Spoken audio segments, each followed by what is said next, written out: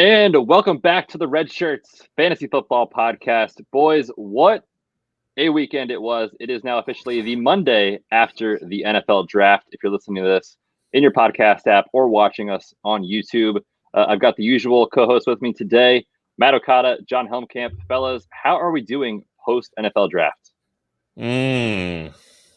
How tired are you? Feeling in any of my extremities. I'm not entirely sure what either of your names are, so I'm just going to go look at the screen here where we have lovely overlays for YouTube.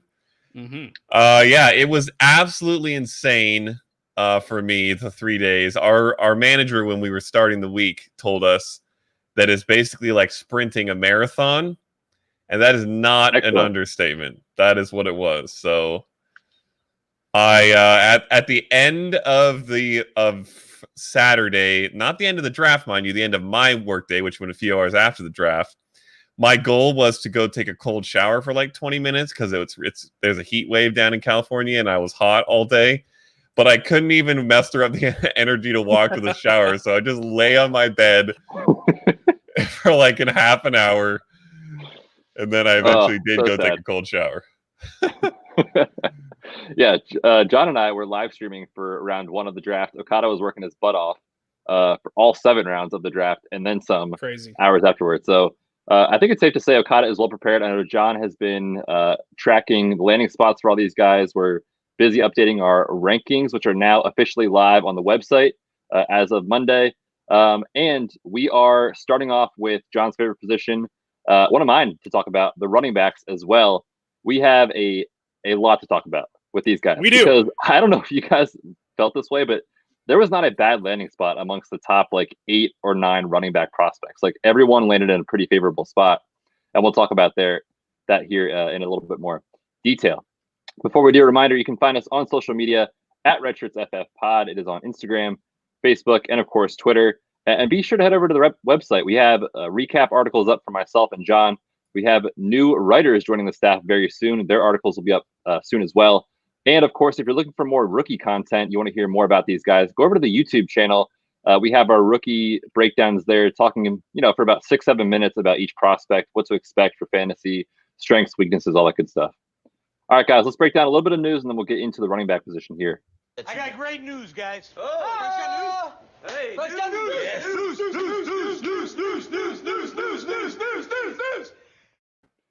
So we had some movement go on during the NFL draft. Marquis Goodwin has been traded from the 49ers to the Eagles.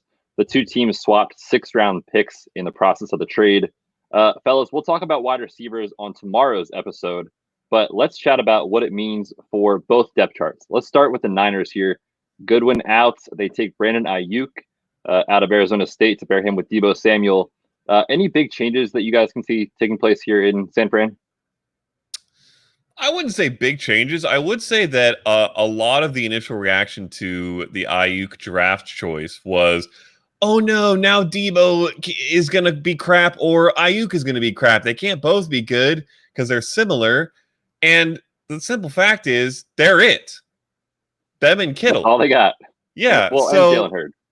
But we don't know I don't count Jalen Hurd. Exactly. We don't know what he is. We don't know what position he plays. He was injured all of last year. He could certainly be nothing. He could be a contributor in a gadgety sort of way. But as far as Samuel and Ayuk, these guys are going to both have a path to 100+ targets easily. Yep. So and this helps with that for sure. Like Goodwin was out for most of last year, so we don't really know what it would have looked like. Emmanuel Sanders was there for part of last year. He's now gone as well. So it's really them too, and I see no concerns. I like both of them heading into this year and beyond. Question for you on that real quick, Okada. Which one of those two do you think is better on the outside? Probably Ayuk. It's kind of where I lean. Yeah, I would lean Ayuk. Okay. Yeah, I agree with that as well.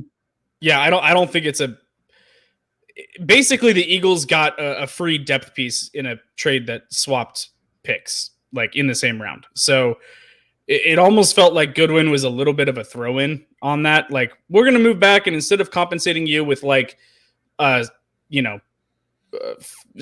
next year, have Marquis Goodwin. And so that's great. You got another speed guy all of a sudden They have a track team at wide receiver in Philly between what they've acquired in the draft and in the trade.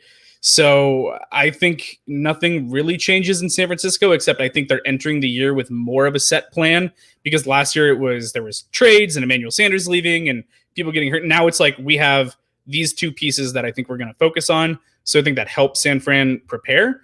And Philly had a very depleted wide receiver core, and all of a sudden they've got like 3 absolute burners on that team. So I think it's okay for Philly in that trade. Yeah, definitely. And we'll break down the wide receivers a little bit more in detail on the next show, which drops tomorrow. By the way, we are going to drop 4 podcasts 4 days in a row for you guys with all the NFL draft. If you're listening today, obviously you know it's running backs on Monday. Tomorrow is wide receivers. On Wednesday is going to be quarterbacks and tight ends. And then on Thursday, we will do a rookie mock draft for you all. So that is the plan for the week. But if you are watching these on YouTube and realize that none of us are changing our clothes, it's because we are literally sitting down all day on Sunday after the draft to break down all of it for you guys. So it is going to be a marathon of a day. The Friday night episode, when it drops, might be a little bit delirious, so stay with us. Yeah, hang in there, guys. Next piece of news here, sticking with the Niners, Matt Breda traded from the Niners to the Dolphins for a 5th-round pick. Really intriguing, because it almost felt like Breda was just getting phased out of San Fran, barely got any run in the playoffs with Raheem Mostert stealing the show. Obviously, Tevin Coleman still there. Jerick McKinnon, a depth piece. But the Dolphins, everyone said DeAndre Swift is going to land with the Dolphins. Well, he didn't. And now Matt Breda goes to a situation where it's he and Jordan Howard. I mean, Matt Breda's fantasy value skyrockets after this past weekend. I'm going to kick it over to you first, John. What are your thoughts on Breda as a player? And then second off, if you have to own one Miami Dolphin running back this year, you think it's Jordan Howard or do you think it's Matt Breda? Yeah, I actually am a bit of a Breda truther. I think that he is a very efficient runner in terms of what he creates. He gets really good yardage almost every time he touches the ball. He rates out really highly that way. I think that he's pretty explosive, pretty quick. Durability is a bit of a concern. But I think that he is a fine running back. He just fell out of favor with Shanahan, and Shanahan doesn't really care who's carrying the ball. So he's just like, okay, well, we'll just go to the next guy.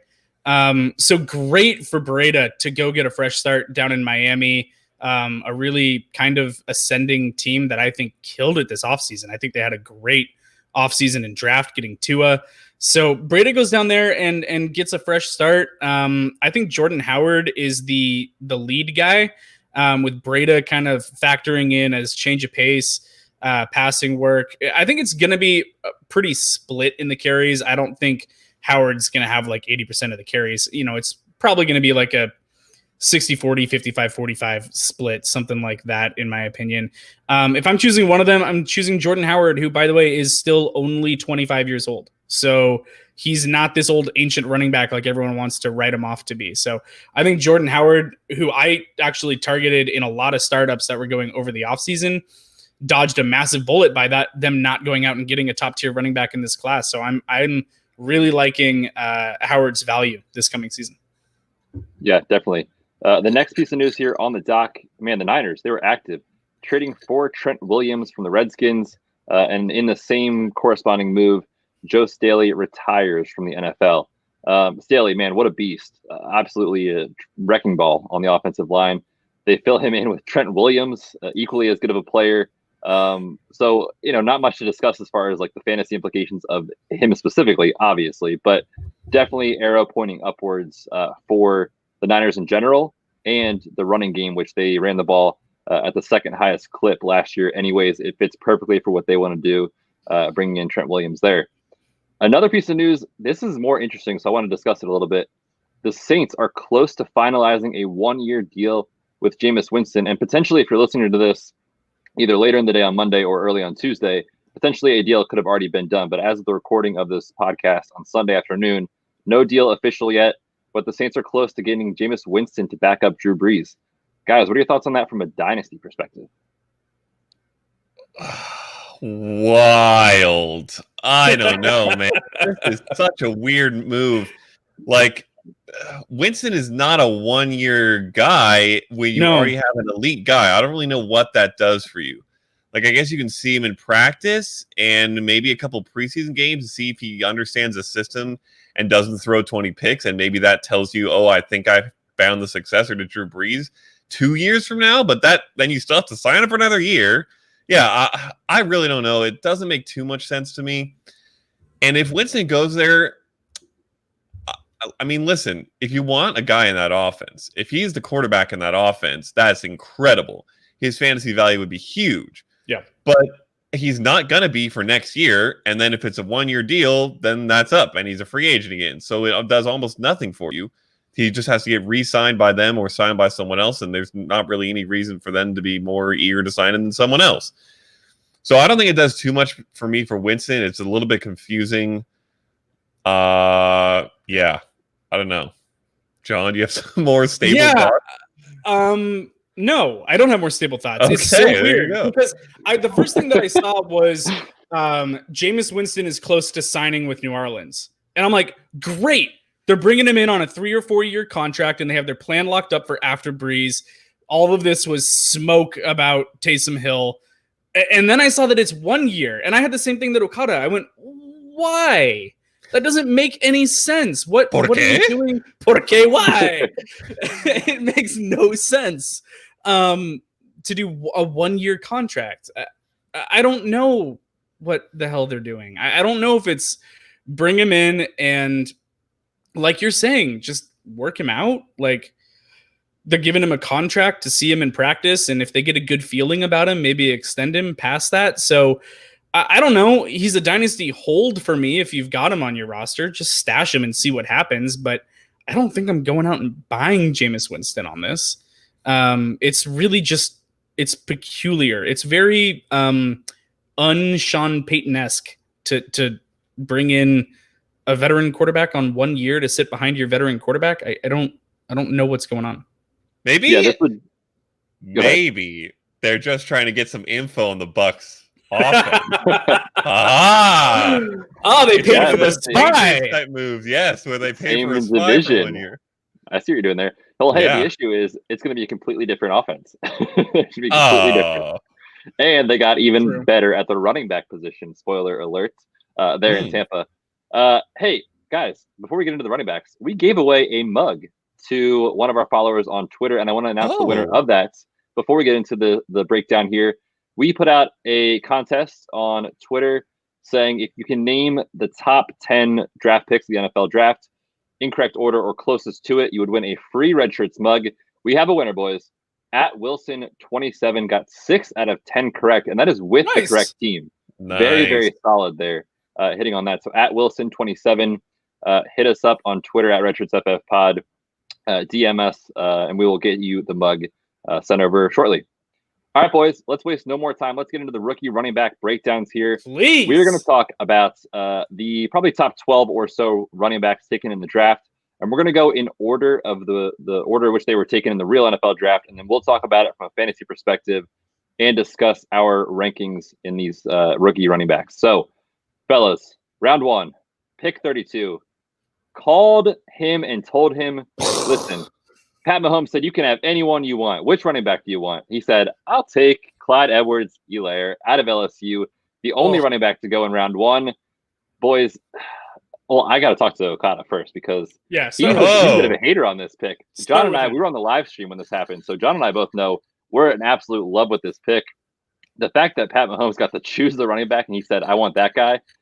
How good that offense is, the way the running back produces. We've seen it before with Damian Williams, but Okada's a bit of a hater. Okada, you're not quite as high as John and I in the rankings here on CEH. What gives? Okay, so let me be very clear about where I stand on this. This is a great running back, and this is a great offense. And it was a great draft selection. He got taken in the first round, highest running back in the draft. That is extremely nice. All those things together are wonderful, and they boost CEH's value a little bit from where he was. However, the immediate reaction in the fantasy community, and when I say fantasy community, I mean these two dinguses to my right and below me, was, Oh, he's the 101. And if you can't see because you're not watching the YouTube, I'm waving my arms around like an idiot. No, Crazy you were not wacky just waving your arm arms flip around. That was something I can't even explain what just It was the wacky waving inflatable arm man. That's what it was. Yeah, exactly. Yeah. Great. And it was bonkers. Okay. Listen, I love CEH. He's a great prospect, but no one had him in their top 2 running backs coming in. Most people had him 4, 5, or 6. I know John had him at 3, which was, yes, it was quite nice and high, but that was the not the norm. That was out of the norm. And then the Chiefs were not in the top 3 or 4 running back landing spots. We were talking about the Ravens. Because no one saw them doing it. We were talking about the Rams. No, because it was not one of the best spots. We didn't necessarily think they were going to take one in the first round, but we thought they were going to take someone else, probably, maybe a little bit later. But it doesn't matter whether we thought they would or wouldn't. It was not in the conversation for top 3 or 4 landing spots. All of a sudden, a guy that we had at 4 or 5 goes to a landing spot we would have had at 4 or 5, and everyone decides he's the 101. It made absolutely no sense to me. So I told everyone, calm your pits. And then every other running back went to a great spot, and everybody came to their senses. Now, not everyone has come quite to the level of sense that I think I've come to, which is he's very much just in that tier of the next 4, maybe even 5 guys after number 1, who we'll get to. And I have him more in the middle of that tier than the very front. However, that tier is such a clump that I don't necessarily fault anyone for having him at 2. He's going to be good. He's going to produce. My main points when we talked briefly after the first round about a little bit of concern was that I do not think he's going to get 250 carries. I don't even know if he'll get 200 carries in this offense. And I don't think he's going to get 80 catches. I think he might get 50 or 60 catches in this offense, considering the amount of weaponry they have around him. Now, both of those numbers, if he gets to 260, are pretty good. And then you could probably get to RB1 range with that. But it's going to be a little difficult. And I shared a stat. Every RB1 except for Saquon Barkley and Mark Ingram last year had either 230 carries or 80-plus receptions. I do not see him getting to either of those marks, which means he either has to play like Saquon or get 10-plus touchdowns like Mark Ingram to be an RB1. It's possible. It's also possible that he just puts together 260 and that combo is good enough. But I don't see him as a top half of the RB1 range. I don't see him as the 101 or the 102, probably even. But if you want to take him there, I won't necessarily hate you. I still do love him. I still do probably take him over every wide receiver in this draft. Yeah. And he's going to be very good in the NFL. But that's my piece. So Okada does not, let me just clarify. Okada does not hate Clyde Edwards-Helaire being in Kansas Not a City. bit. His reaction is just to the entire universe saying he's the 1.01. I don't even recall saying that he was the 1.01. No, stop. I'm not discrediting that I said. But you have Jonathan Taylor obsessions, so you were unique. I'd never said that he was going to be the 1.01, but I was in love with it when it happened. I was sitting here like this. I can confirm. He's covering his mouth for 10 minutes, just staring dumbfounded at the computer screen that had just happened. Listen, no one was talking about Kansas City being an ideal landing spot because no one thought that Kansas City would actually take an early draft capital running back. No one saw it. Everyone in their right mind on Twitter for the last 3 months was going, what if they landed a running back? And the reaction would be, oh, God, oh, man, oh, it'd be so amazing if they took Deandre Swift in the first. Oh, he'd be the 1.01. No one thought that they would actually do it, though, because they have such a weaponry of wide receivers, and we thought they might shore up defense or something along those lines. So I didn't have them ranked anywhere as being a top running back landing spot because I never thought with their first-round pick that they would go out and take one of the top running backs. And the fact that Clyde Edwards-Helaire was the first running back off the board, I love.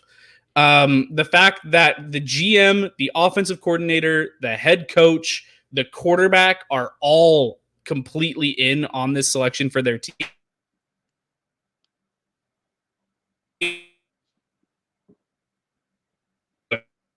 So everything about this to me is just juicy. He's my 2, but I love it. It's fantastic. What are you stuffing about, Okada? You are having the worst. I don't know if you can hear me, but the worst robot action right now with your internet on the video. It's okay. The podcast people hear you fine. Yeah, they hear you fine. Long story short, I think they love him, and I think that he's going to be utilized heavily in this offense. I'm not saying that he's going to be a top 6 overall running back in like this next season. I think it's possible that he is, but I think that he's got a good shot at cracking top 12 value. The question that this comes down to is whether or not Damian Williams cuts into CEH.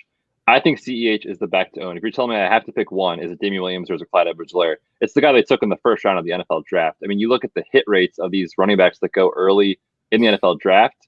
In round 1 is almost, I mean, I don't want to say can't miss, but it's so good. It is so predictive of success in the NFL. So that works for CEH. Obviously, the offense in general is amazing. But I don't think Damian Williams is just going to go away. I don't think Clyde Edwards-Helaire is going to get 80% of the work. Can he get 60 and still finish as a high-end RB2 this year in fantasy? Yes, I think so. And if you look at the difference between he and CEH, that's Damian Williams, I think CEH profiles as the guy that you want more for a fantasy value because of how good of a pass catcher he is. Not saying Damian Williams can't do it, because he can, but they traded for him because of his pass catching ability. In PPR formats, I won't fault anyone that wants to take him at 1.01 in rookie drafts. I don't have him ranked there. I have him as my 2. I wouldn't take him there at 1, but there's certain people who are, and I probably won't fault them for that. We don't have that in our consensus ranks. I've got him at 2. John's got him at 2. Okada, you have him at, 4. 4. So we're all high on him. We still love the guy.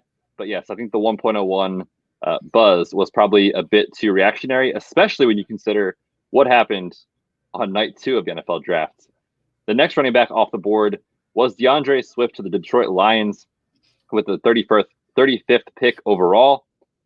I had Swift as my 1 going into the draft. I still love him from a talent perspective, but Kerryon Johnson is a very good running back. And those two are probably going to work in some sort of tandem this year. Again, what that split is, we'll have to wait and see how our projections shake out. But Kerryon Johnson, again, kind of like Damian Williams, is just not going to go away. I think that the two of them split work in some capacity. But the other issue is Detroit had a bottom 10 offensive line last year in the NFL, and we've seen them struggle over the course of the years, just not really be able to get their running back involved the correct way. We saw it with Kerryon Johnson even last year and the year before. So is Swift still a very, very good running back to me? Yes, he is. But this is almost like I don't want to say it's a downgrade because they still took him at the 31st pick overall. It's just great. But it wasn't the landing spot I was hoping for personally. Yeah, it's not ideal. It's probably actually one of the least exciting of this top tier as far as just landing spot goes. So, it doesn't catapult Swift up or anything like that. In fact, there's some spots that would have gotten Swift above Taylor for me. But I think it's still a good spot. I think this offense is getting better. I think it will be better.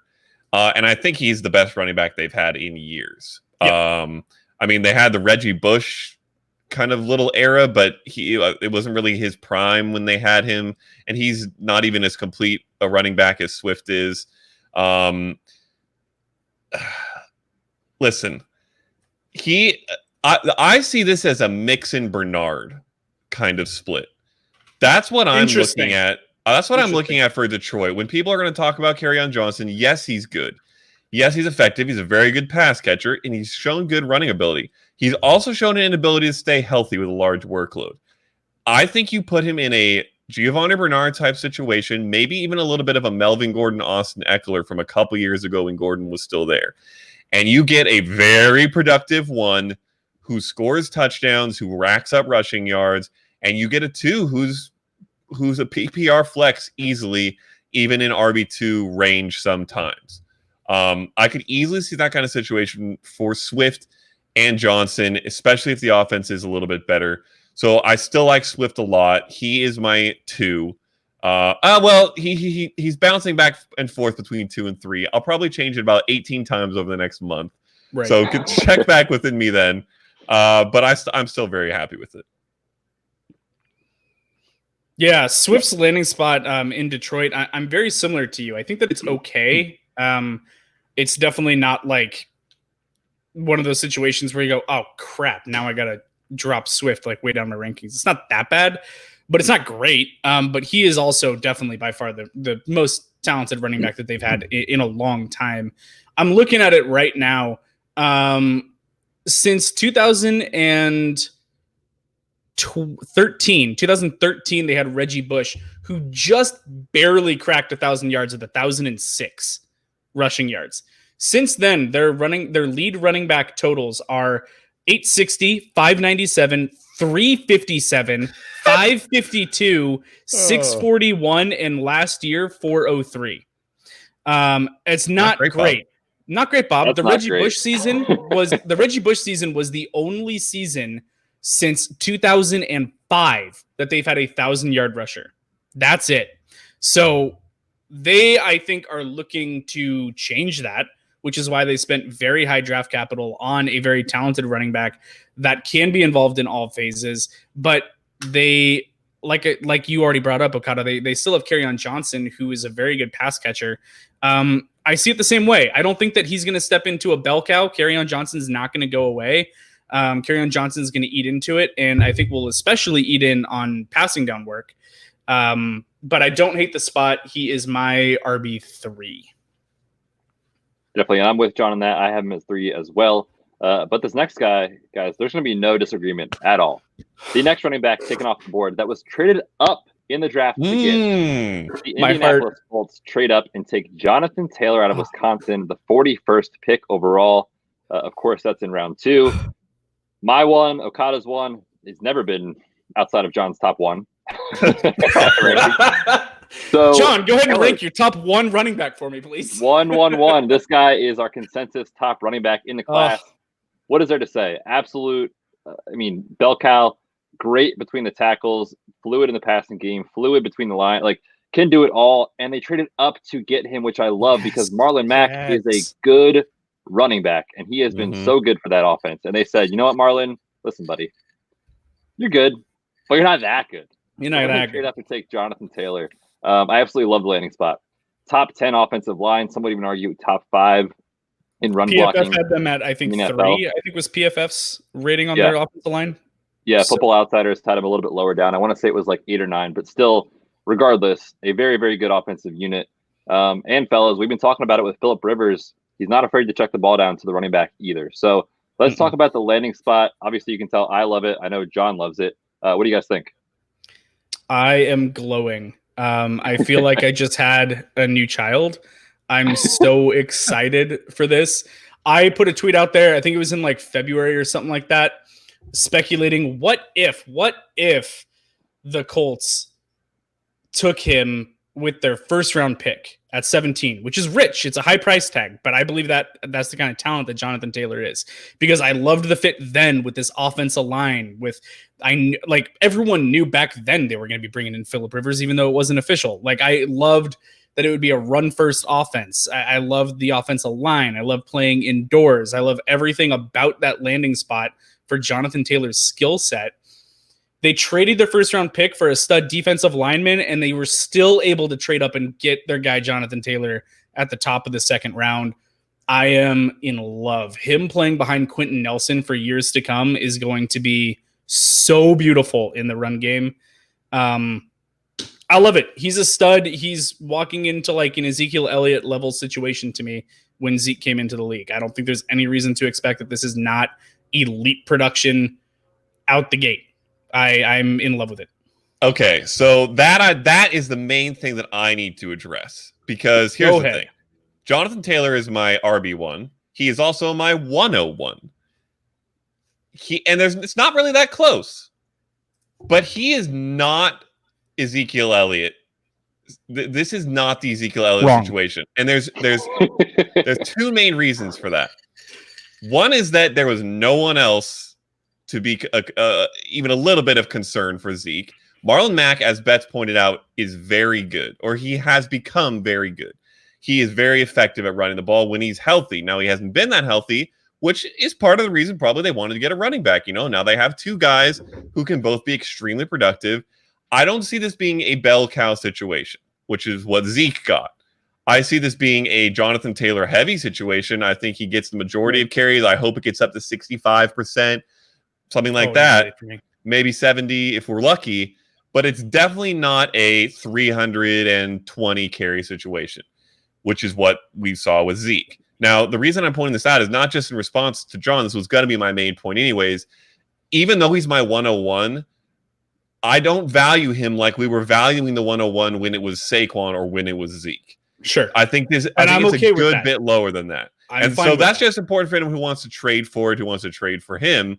Also, one thing to consider, by the way, they had pick 34, and they didn't take Taylor with pick 34. They took Michael Pitt, which is interesting. Now, yes, they did trade back up to get him. That could have been we can't pass up this best player available situation now. Everyone's letting him slide. Why would they do that? We're going to go get him. But when they had the chance to take him 7 picks earlier, they took Michael Pittman. Just a little tiny spritz, like not even a bucket of water, just a little spritz of water on the fire. Yeah. Having said all that, he's still the RB1. He's still the 101. He's still going to be great. I think he has the best chance to be a running back one in fantasy for many, many years to come. So he's great.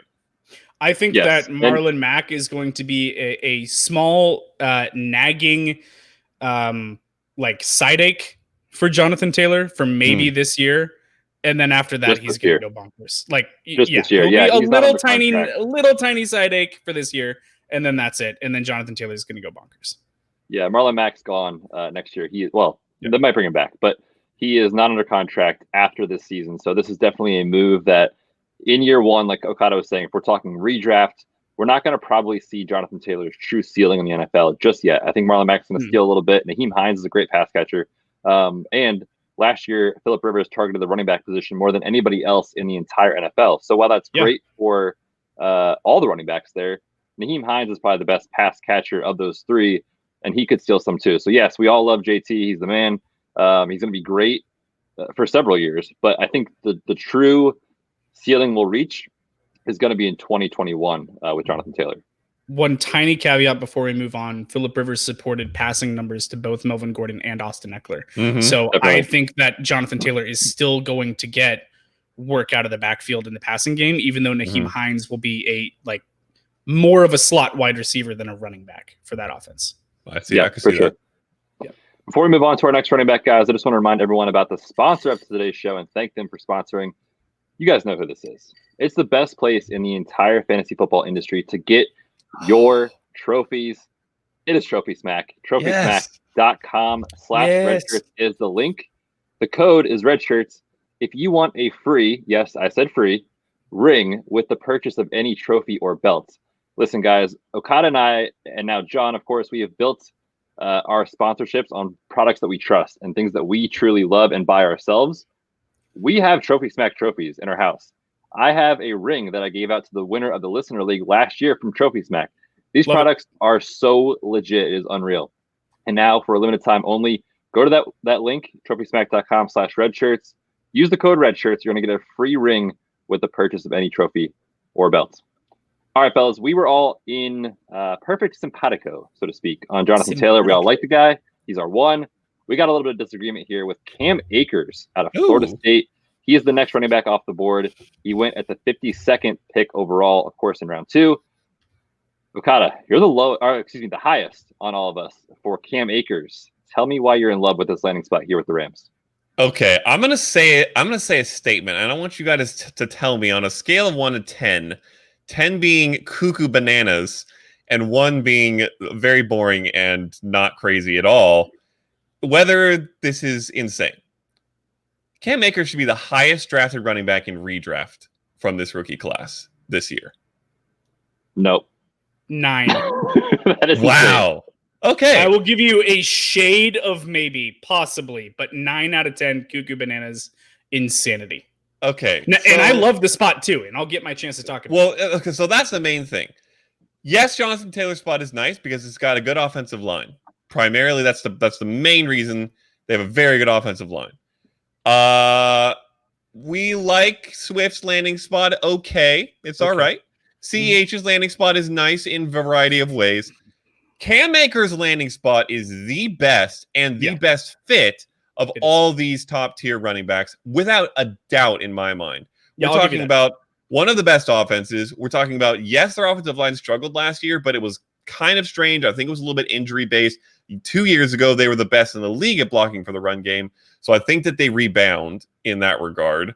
We're talking about a hole that is, without question, the best hole to be filled of all these running backs. Maybe Tampa Bay, but there wasn't really a hole there. It was just there was no one there. For LA, we're talking about we're talking about a Todd Gurley-sized hole body bag Cam Akers walks right into. I don't think there's a question he's the most talented running back on that depth chart. I don't think there's a question he's the most well-rounded running back on that depth chart. I think he takes over Todd Gurley's role. I'm not saying he's going to be Todd Gurley by any means. I don't even think he's necessarily going to be an RB1 this year. But I think he has possibly the best chance to. And I think that he probably has the highest touchdown upside of any of these guys. We've seen it in the Rams offense for years now, even with Malcolm Brown scoring when Todd Gurley's out. Or when they just decide to put Malcolm Brown in the red zone, which they do plenty often. Cam Akers is going to be very, very productive right out of the gate for me. I loved his talent before this, and I love this landing spot a ton. So right now he is 2. Swift and him are bouncing back and forth, and honestly, CEH is like rotating in every 4th time. It's a clump for me, but I love it. Yeah. I'll say I've also been very enamored with Cam Akers for a while. Love his game. He was my pre-draft running back 4 ahead of J.K. Dobbins. I got to be honest. I really labored on Swift or Akers for my 3 spot. They're very similar to me as well, just like you're saying. I might go back and change it and put Swift up at 3 and move, or I'm sorry, put Akers up at 3 and move Swift down to 4 for me. And then we'll change it again in a week. And then we'll change it again in a week. All right, we'll just carousel it. We're just going to text each other and be like, are we reviewing our rankings tonight? Yes, we are. Okay. And we're going to go change that real quick. Yeah. But honestly, I'm with you. I love Akers' game. The massive gap of Todd Gurley is huge. This is a Sean McVay offense that I think is going to be less flash and bang and more streamlined and efficient, like what we saw down the stretch last year, and it worked very, very well. They love the running back in the red zone. I agree with you that he's got great touchdown upside. I love the landing spot for Cam Akers. I don't know what else to say other than just echo everything that Okada just said. I love this spot for Akers landing with the Rams. It was my favorite thing to see out of the running back position in this draft, because I was so happy that he got the 52nd overall pick, the 220 pick. Great draft capital for a running back that I was high on, going to a fantastic situation. I was like, yes, thank you that this guy that I love landed in that spot. Cam's going to be a stud. All 4 of these guys we've talked about so far are going first round in your rookie mocks. I don't have any problem with I don't have any problem with Cam Akers going as high as like the 106, 107. Like I'd be fine with taking him at that. In a super flex? Super flex. Yeah. I'm fine with it. That. And really quick, before Betz, if you want to throw in some stuff, I will say, by the way, this is the flip of what I just talked about with Jonathan Taylor.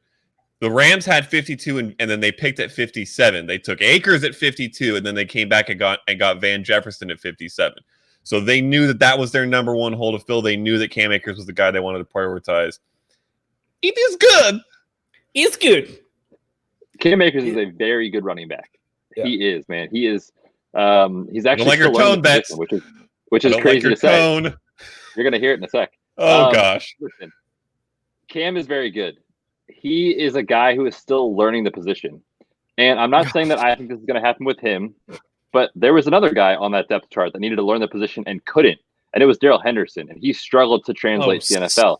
I'm not saying he's the same player. I'm not saying he's going to struggle like that, but I'm just saying there's a scenario that plays out where Cam Akers just isn't what we expect him to be yet. Now, listen, I have him at 5. I still like him, and this whole tier that we're talking about is like the tiniest little sliver of difference between these guys. So my next player that we're going to talk about here, I have just above him because of his landing spot, and we'll go ahead and get to it, is J.K. Dobbins. Takes the next running back here off the board.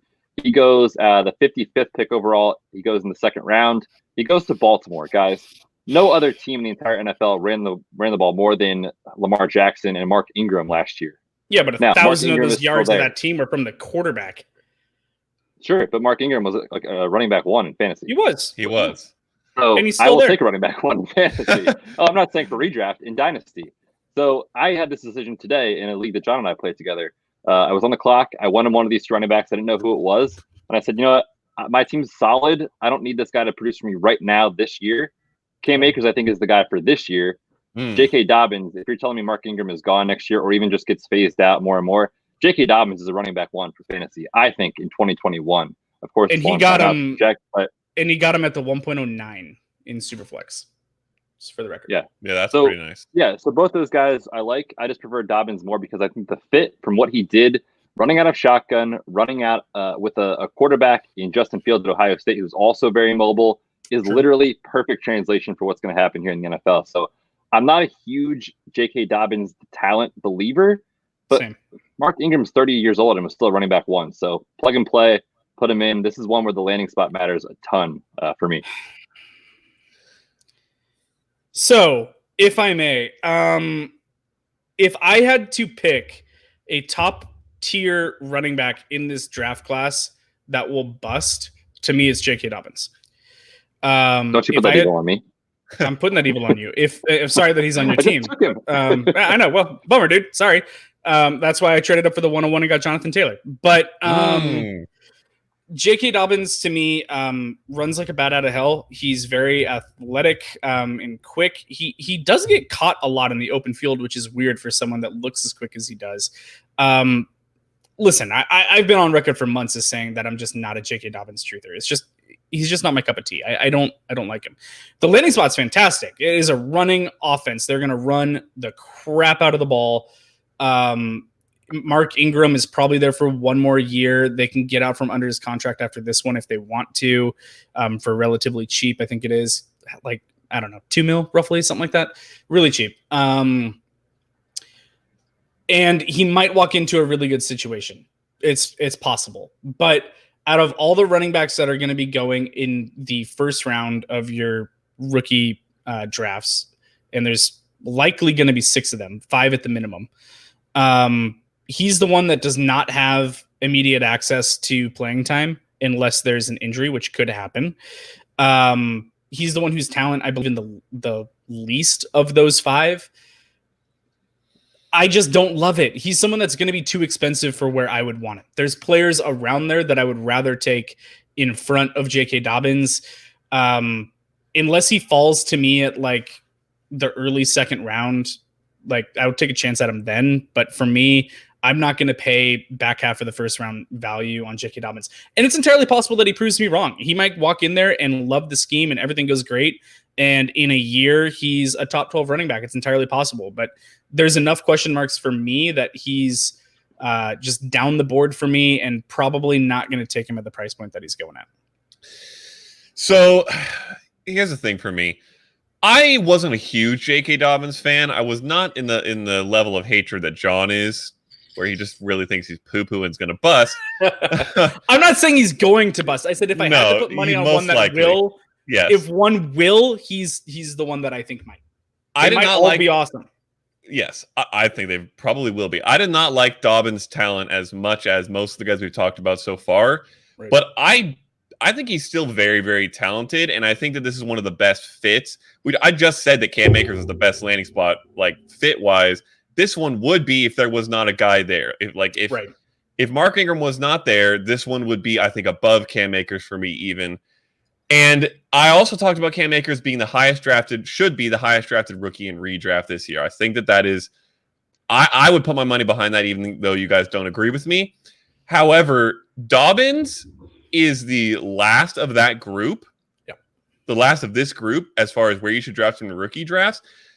But from then on, I would easily switch him all the way up to 2 in this rookie class.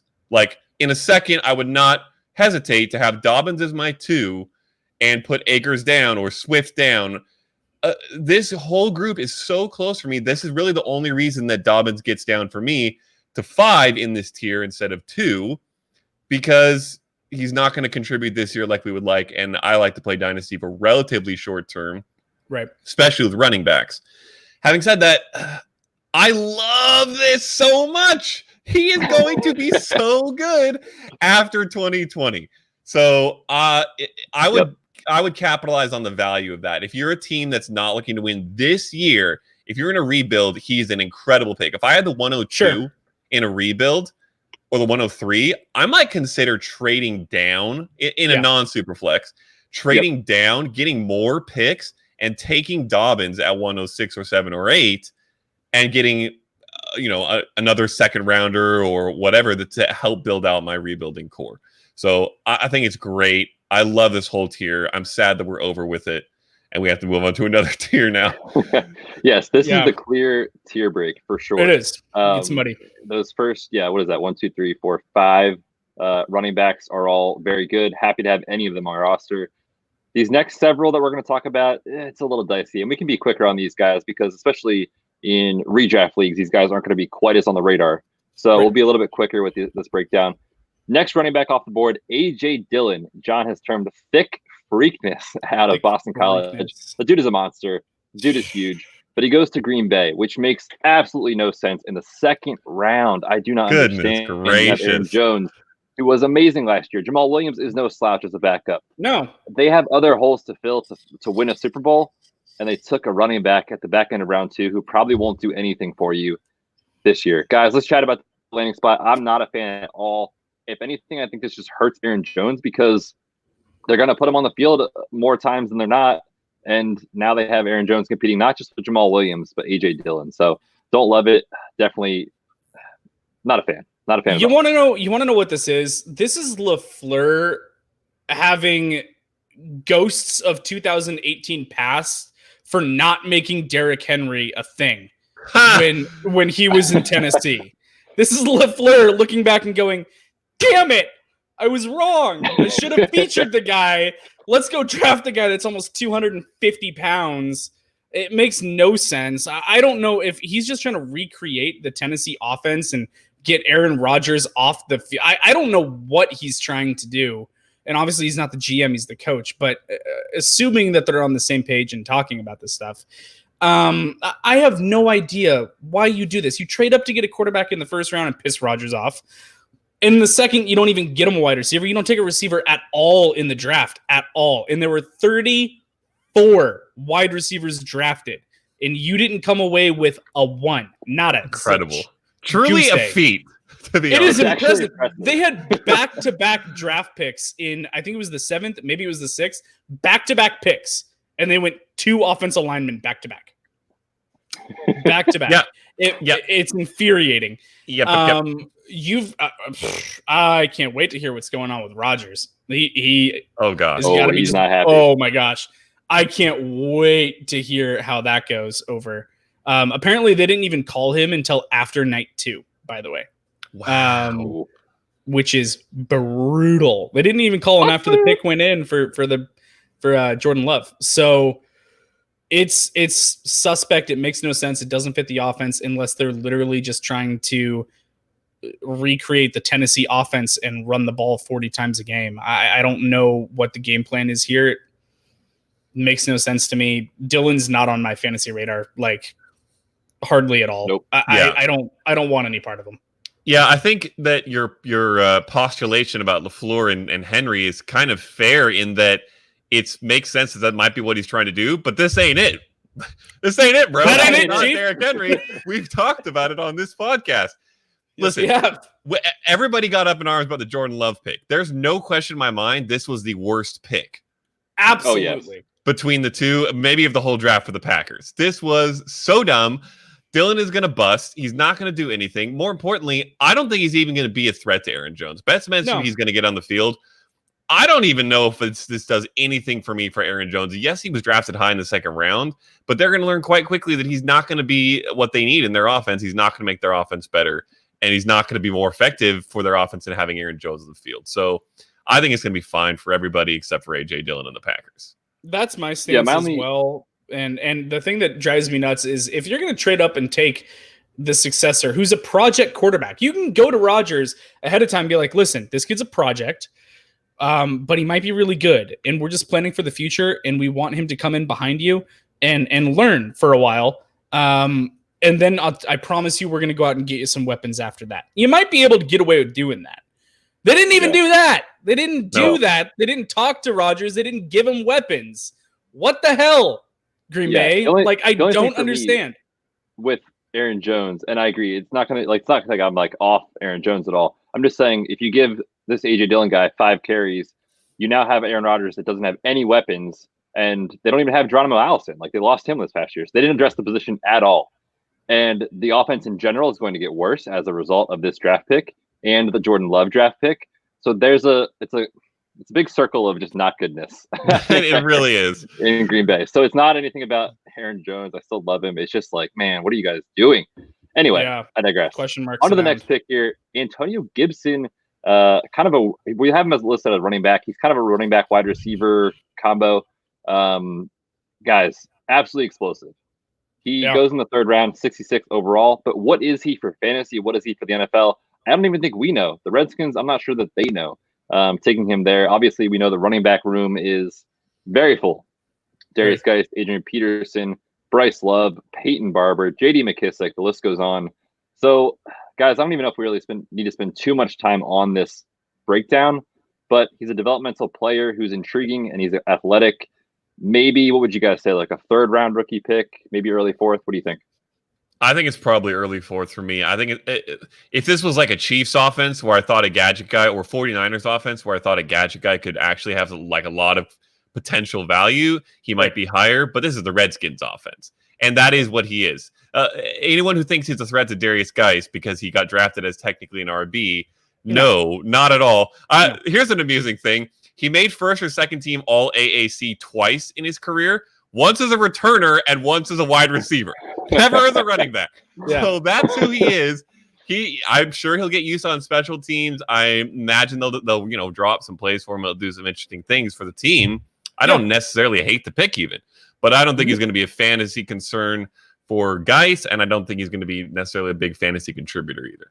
Yeah, I think this is more of one of those real football picks instead of fantasy picks. This is a team that has a lot of holes on it, and he's a very athletic playmaker that can contribute in a ton of different ways to their team. Maybe he's their starting punt returner. I don't know. He could be someone that just contributes on a lot of different layers.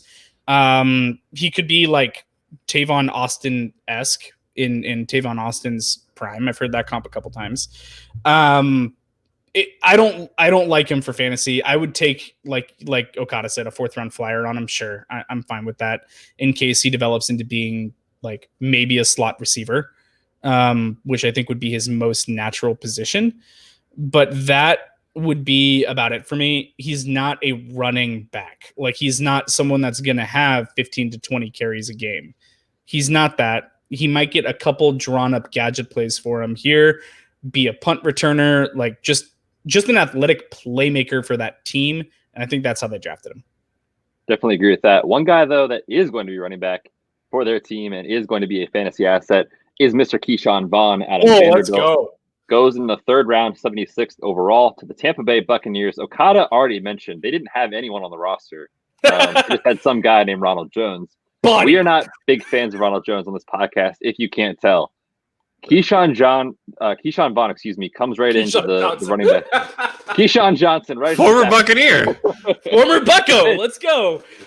Comes in. Guys, what are we doing here? Let's talk about it from a redraft perspective. Like, you mentioned Cam Akers potentially could be the best producer in this class. There's a legitimate chance Keyshawn Vaughn is the best producer in fantasy in this class. Now, we did not rank him as such in our dynasty rankings because of a couple of things. One, the guys above him have better talent, so to speak, more draft capital, but still a very, very good landing spot here for Keyshawn Vaughn. What do you guys think about the landing spot in general? Does he profile as the pass-catching running back that Bruce Arians has looked for and has vocally said multiple times to the media, I want that running back in my backfield?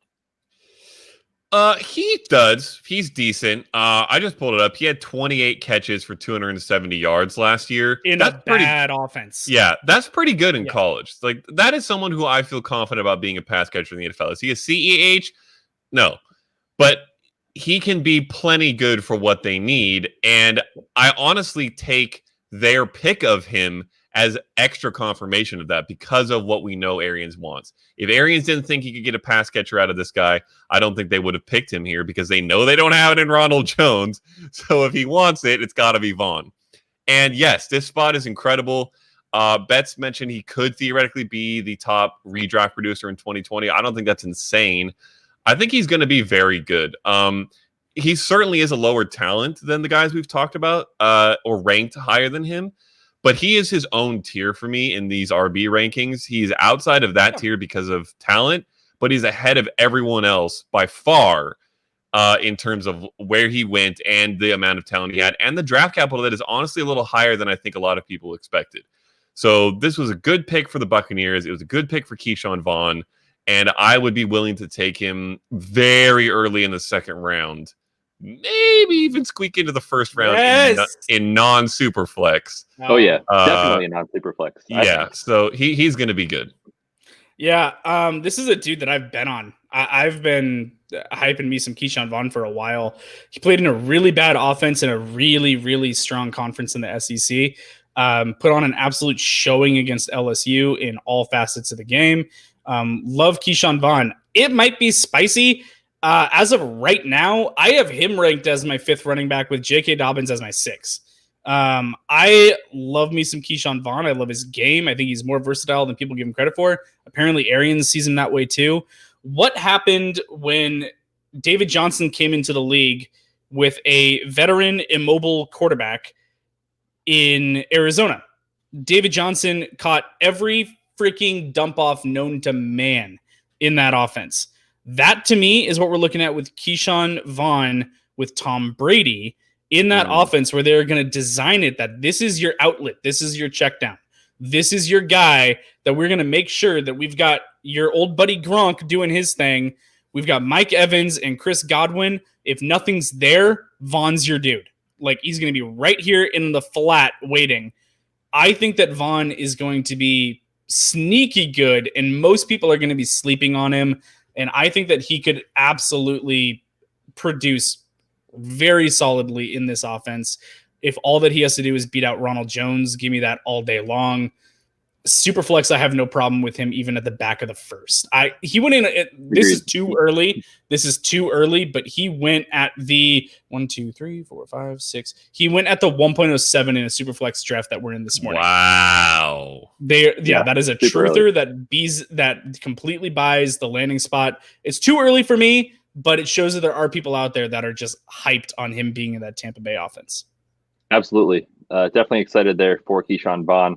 Another running back taken next in the 3rd round, 80th overall, Lynn Bowden Jr. out of Kentucky. Not really a running back, so to speak. Nope. He was more of a quarterback, wide receiver. Guys, this is the same story for Antonio Gibson, so we're not going to really spend a lot of time on it, but just want to mention his name. One guy I do want to spend more time on, though, is Zack Moss out of Utah. He lands in Buffalo alongside Devin Singletary. He goes in the 3rd round, 86th overall in the NFL draft. This is really intriguing because I like Devin Singletary, man. I really, really do. I feel like this skill set, no, I still do, is kind of repetitive. I don't really know how to break down this running back. Repetitive. I have no idea how it's going to play out. It seems like, honestly, this could be a coin flip as to who's going to have more fantasy points in 2020. Do you guys have a strong indication as to the backfield there, or do you kind of, share my feelings that it's just like, who knows? Like, it's going to be a 50-50 split. I don't have a strong indication. Like, I it's going to be somewhere between 60 and 40 in either running back's direction.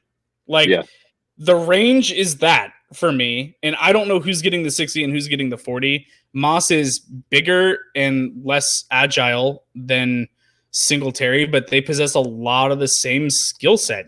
I don't really know. I thought that they might go something a little bit more complimentary, a real pass catching role potentially for Buffalo. Getting a big bruiser that's a lateral, not a lateral mover, a 1 foot in the ground and get downhill kind of running back didn't really make a whole lot of sense. So I don't know. I think this hurts both of them. Yeah, unless Moss turns out to be a complete bust, I don't see a situation where one of these guys takes over the backfield. I think this is going to be a hot hand, split it up kind of situation for the near term. Devin Singletary was very good last year. They drafted him higher than they drafted Moss, by the way, by not that many picks, but by a few picks. And he showed out well. He was very productive when he got the ball, and he looked good. I think these guys are going to eat each other a little bit, but to be fair, they're going to run the ball a lot.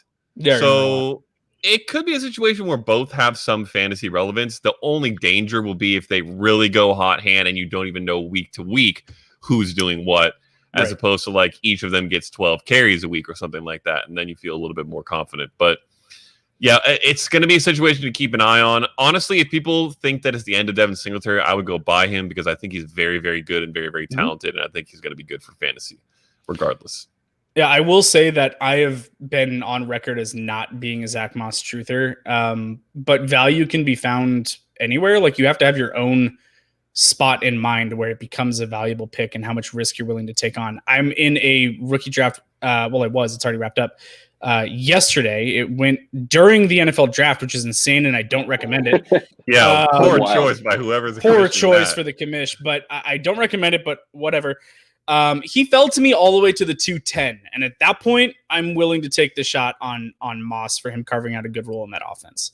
So I took him there at the 210 as he'll be my like running back 6 on my roster, something like that. I'm completely fine with taking the shot on him there. Yeah, definitely agree with that. Certainly a tier below everyone else we talked about as far as those top 5 or 6 guys. But yeah, he's interesting. I don't love the landing spot, to be honest. I just felt like there could have been a better scenario for Moss. So I just feel like let down by the fact that he's now in Buffalo. But we'll see. It could be, better than what we think. I want to spend just a few minutes on these last couple of guys, and then we can get out of here, guys. Anthony Mcfarland out of Maryland lands in Pittsburgh with a 4th round draft pick.